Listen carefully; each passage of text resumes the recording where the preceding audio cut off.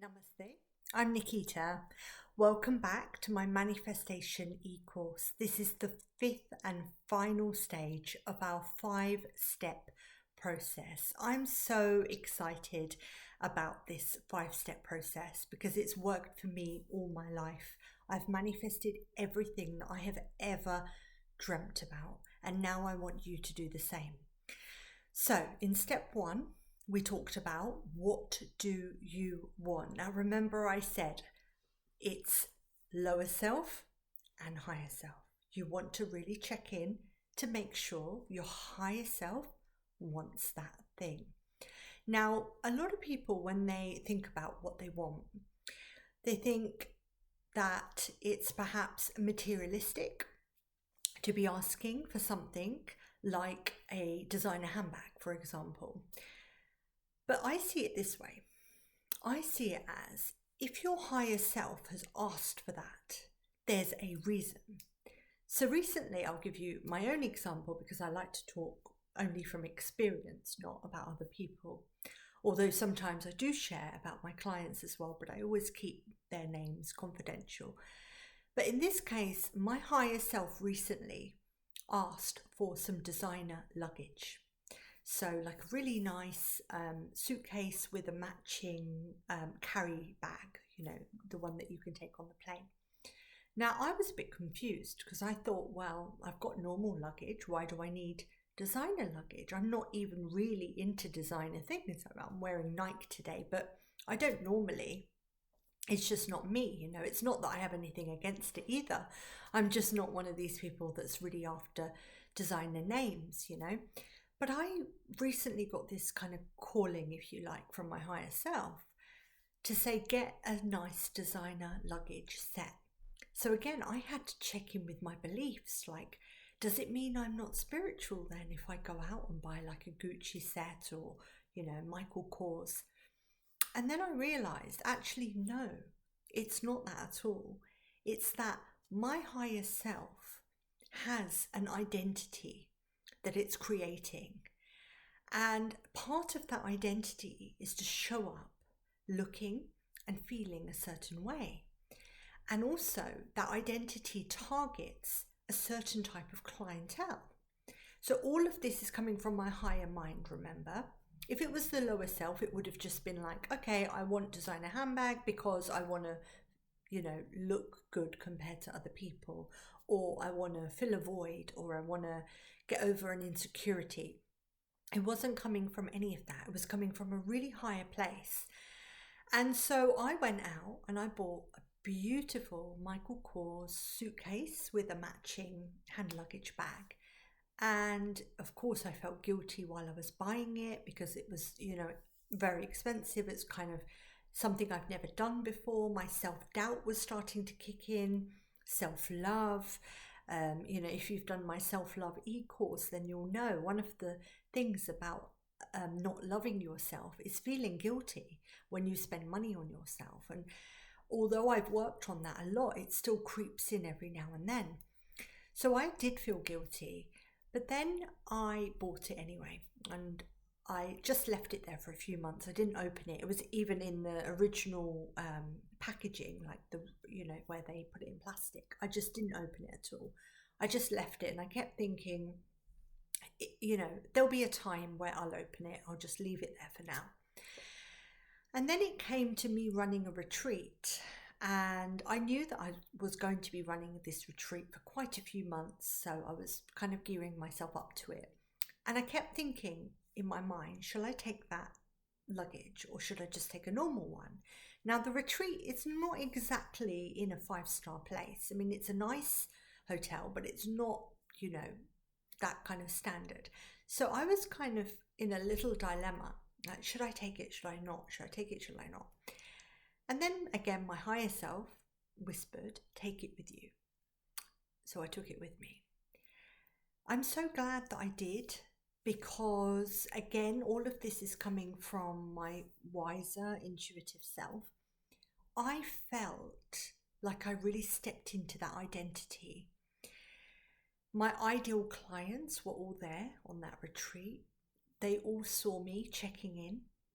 holding that baggage. Not to say that it impressed them or anything, because again, that would be coming from the lower mind, but it just made me feel like I was where I want to be. I was their retreat facilitator. I was there, in my highest persona, identity, whatever you want to call it. Now, that's not to say that I couldn't have done that with any other piece of luggage. Don't get me wrong. This is not about the materialism or anything like that. It's about how something makes you feel. In that time, throughout that duration of the retreat, every time I looked at that luggage, it reminded me that, yeah, I am exactly where I'm supposed to be. And then that filtered through into my delivery, the way I showed up, the way that I facilitated, and the way that I felt inside. And so I realized that I had to have that, and not just that, I was wearing really nice sweaty Betty clothes. I was, I did my hair up really nicely every day. I put matching jewelry on, to my outfits in the evening. And it all made such a difference. Now, someone else might say, oh, well, she's not really spiritual then, is she, if she has to do all of that? But remember, this is coming from the higher self. The higher self is not based on filling a void or fulfilling an insecurity or proving anything to anyone or impressing anyone. I could have equally shown up and done a good job had I not worn on all of those things or had any expensive things. But for me, for the identity that I am creating and for the people that I wish to serve, those things kind of fitted in. They do fit in. So remember, whenever you're thinking about what you want, it's so important to do so from that higher place. The second step we've talked about a lot, which is visualizing it. And I don't just mean visualizing in your mind's eye, but really feeling it. Like it should create that vibration in the body as if it's actually happening, as if it's actually real. Step 3 is believe it is possible. So that's where you have to work through your self-doubt, your self-confidence, self-esteem, self-belief, self-love. I advise you to look at my self-love e-course if you haven't already done so, because that really helps with being able to believe in being worthy to manifest whatever it is you wish to. And then step 4, which we talked about last time, is take inspired action. So that means actually doing the thing that you want to do. Now, one more thing I just want to add about the action part is there's 2 types of action. There's short-term action and there's long-term action. So short-term action could be tidying up your wardrobe so that you've got really nice clothes ready for your long-term goal. So what I mean by that is, again, I'll give you my own example. I aspire to be a speaker on international stages. That's kind of where I'm heading towards. So for me to be a speaker on international stages, I need to have my clothes ready. Like I can't wait for that opportunity to come up and then say, oh, okay, I'm going to go out shopping now for new clothes. Again, it's not coming from the lower self. It's not because I think that any particular clothes are better than any others. It's because I have a certain way that I wish to show up. So one thing that I did over my Christmas break recently was I went through my wardrobe and I really decluttered a lot, and I made sure that all the clothes that I kept hold of were clothes that I would be comfortable showing up in, going to places in like networking events or speaking opportunities or poetry readings for my new book. So it was about, for me, that was fulfilling a long-term goal, but I was doing it in the short term. Whereas a long-term goal would be perhaps writing a book. Say that's one of your long-term goals. But again, if you put that off and you say, oh, I'll do it one day, it's not going to happen. So it's so important that you make a list of your short-term goals on one side and your long-term goals on the other, and you make sure that you're taking inspired action towards both. Because otherwise what happens is people only tend to work on the short term. They don't end up getting round to the long term. And I'll give you another example of this. You might have a cupboard at home that's really messy. You open it and everything's just falling, you don't even know what's in it perhaps. That could be a long-term goal for you to tidy that cupboard. But because every weekend you're working on your short-term goals, which are doing the housework, doing the washing, putting the recycling out, dropping the kids off to their activities, whatever those short-term goals are, that cupboard actually never gets cleaned. So what I mean by long-term goals is prioritizing that, but doing a bit towards it either every day or every week or every month. So the cupboard example, it could be 1 hour a week. You decide, actually, I'm going to go through that cupboard and just see what's what. Then the following 1 hour a week, I'm going to go through, take some stuff out and then take it to the recycling or charity shop. So it's about doing it in stages so that it gets done. Say your long-term goal is to write a book. The short-term action would be write the chapters for the book, start to create page layout, start to research publishers. Because if you don't do those short-term bits, the long-term goal never, ever, ever, ever materializes, which is what happens, and people get to the end of their life and then they're like, oh, I never did this, I never did that. And so it's all about making sure you take inspired action towards your short-term and your long-term goals. Now we're going to come on to stage 5. So I hope it's been useful for you, by the way, that I'm recapping each time. Even when I work with people, whether it's one-to-one or in a group, I always go back. Some people don't like it. They say, oh, Nikita's repeating herself. Well, yes, I am, but it's all because I want it to be ingrained in you so that this really lands and you're able to use all these tools. That's what this is about. So, step 5, let go of the outcome. Now, this might sound really counterintuitive or counterproductive for that matter. Why would I let go of the outcome? If I really want something, surely I should hold on to it. Why would I let go of it? That's what people say. But actually, it's about surrendering. It's about trusting. This is where that word comes in, trust. If it's meant for me, it'll be meant for me. So earlier on in a previous video, I gave an example about how I wanted to get the name of my signature treatment trademarked, Reiki Ritual.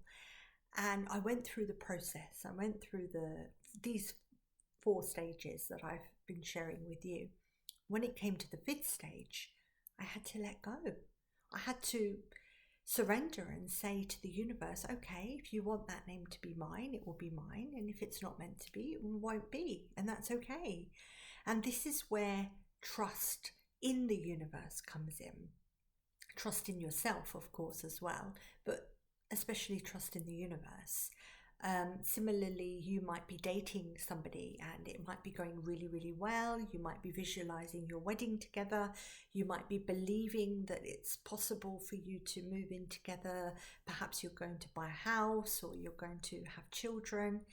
But then a point has to come where you let go and you say, whether or not you say it out loud or you say it in your mind, I surrender. I accept if this doesn't go through, if this falls through for whatever reason, I trust it's for my higher good. So that's what letting go of the outcome means. It means, yes, you want something, but you also trust that there's a bigger picture to this and it's, only ever working in your favor. There's a book called The Universe Has Your Back. And this really helps with this belief in terms of strengthening this belief that everything is being done for your higher good. So even when I wanted to publish my book, I wanted it so badly, but there had to come a time where I let go. And I had to say to myself, actually, it might not happen. I might not publish it. I might not traditionally publish it. I mean, in the end, I did. But initially I self-published it and that was me letting go. That was me saying to the universe, okay, I know now that, I want to share my work. but I don't necessarily need a traditional publisher to do so. I can self-publish, and there you go. That's me surrendering. And then as soon as I did that, guess what happened? A traditional publisher approached me and asked me if I would like to be published. So I've seen miracles happen when people have let go. Letting go is probably the hardest. Now, I know I've said that about every stage, that this one is the hardest, but I honestly think that letting go is probably the hardest stage to do. But if you can do it, it can be a game changer. Have you heard of people that have been trying, women that have been trying to get pregnant? They try so hard, they track their fertility, they do rounds of IVF, they do so much. And then as soon as they let go and they say, do you know what, maybe it's not meant for me, perhaps I'm not meant to have a baby, guess what happens? They end up falling pregnant naturally. We've all heard that story from someone that we know, and it's because they've let go of the outcome. That's the 5th stage. I really hope these 5 stages have helped you. As I said in the previous video, I really do rely on people's feedback, comments, and just sharing reflections. So if you feel called to, please comment, please reach out to me on social media, send me an email. I would really appreciate to know how you found these 5 stages, and especially if you end up using them and if you materialize anything, I'd love to know that as well. Keep in touch. I do lots of different things related to chakra balancing, manifestation, dharma, self-love, mindfulness, meditation, so much more. If you're interested in any of these topics, check out my YouTube channel, my Spotify, my website, my LinkedIn. I'm on every channel going. Please keep in touch with me and stay on this journey. Wishing you all the very best with your manifestation. Thank you again for joining me. Namaste.